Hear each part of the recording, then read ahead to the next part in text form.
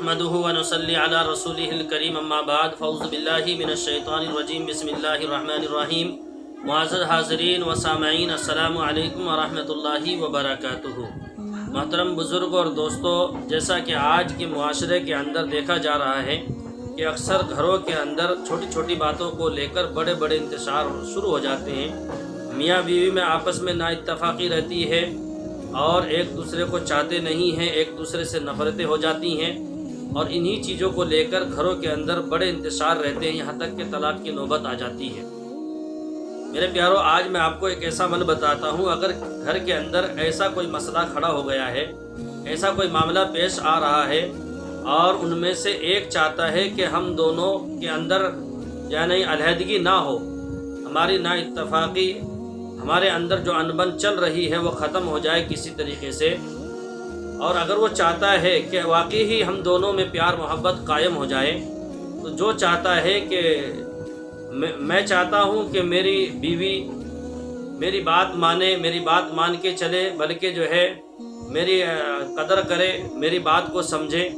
تو میرے بزرگوں اگر شوہر کا مسئلہ ہے تو شوہر کو چاہیے اس پر عمل کر لے، عورت چاہتی ہے تو عورت کو چاہیے کہ عورت اس پر عمل کر دے۔ کوئی لمبا چوڑا عمل نہیں ہے، بلکہ میرے بزرگوں ایک تو دونوں کے اندر معاف کرنے کا مادہ ہونا چاہیے۔ میاں بیوی کے اندر انبن ہوتی رہتی ہے، چلتی رہتی ہے، لیکن دونوں میں یہ جذبہ ہونا چاہیے، یا کم سے کم ایک میں تو ہونا چاہیے کہ اگر شوہر کڑک مزاج کا ہے، غصے دار ہے، غصہ بات بات پر آ جاتا ہے، تو بیوی کو چاہیے کہ جو ہے اس کو سمجھ کر لے کر چلے، اور اگر بیوی ایسی ہے تو شوہر کو چاہیے، اگر شوہر کے اندر محبت کم ہے اور اپنی محبت اس کے دل میں ڈالنا ہے تو اس کی ہر بات پر ہاں ہاں کرتی رہے، جی ہاں کرتی رہے،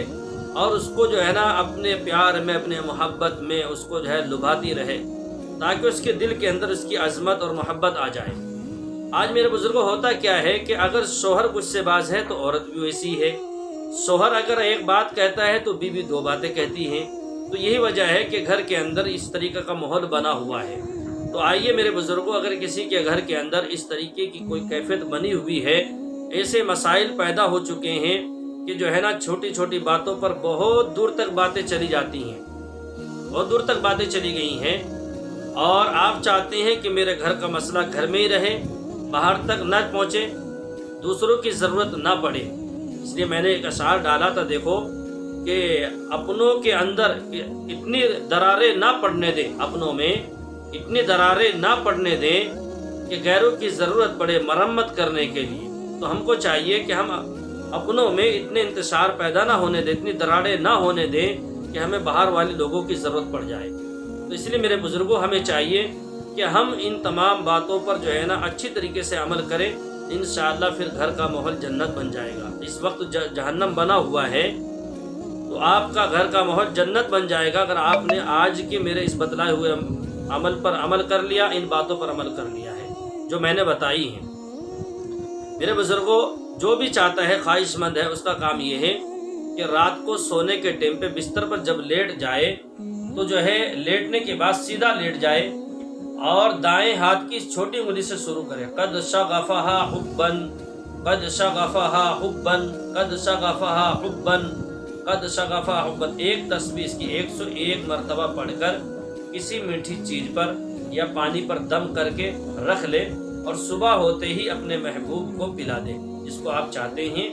شوہر ہے تو شوہر کو پلا دے، بیوی ہے تو بیوی کو پلا دے۔ یہ عمل جاری رکھے انشاءاللہ الرحمن۔ یہ چند منٹ کا عمل ہے اور چند دن کا عمل ہے، زیادہ نہیں، آپ 7 دن اس عمل کو کرنا ہے۔ اول آخر اس کے شروع میں اور آخر میں درود ابراہیم پڑھ لیجئے، درود شریف کم سے کم 7 سے 11 مرتبہ، اور اس عمل کو شروع کر دیجئے، اور پھر بتانا انشاءاللہ کہ آپ کے گھر کا ماحول جو دھرم برم ہویا ہوا تھا، ایک دوسرے سے خفا ہوئے پھر رہے تھے، بات کرنے کو تیار نہیں تھے،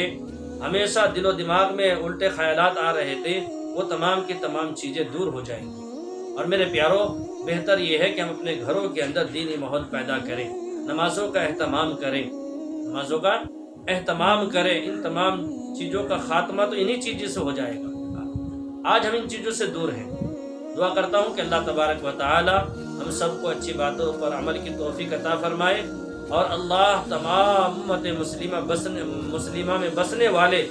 ایمان والوں کے جوڑوں میں پیار محبت قائم اور دائم فرمائے۔ السلام علیکم ورحمۃ اللہ وبرکاتہ۔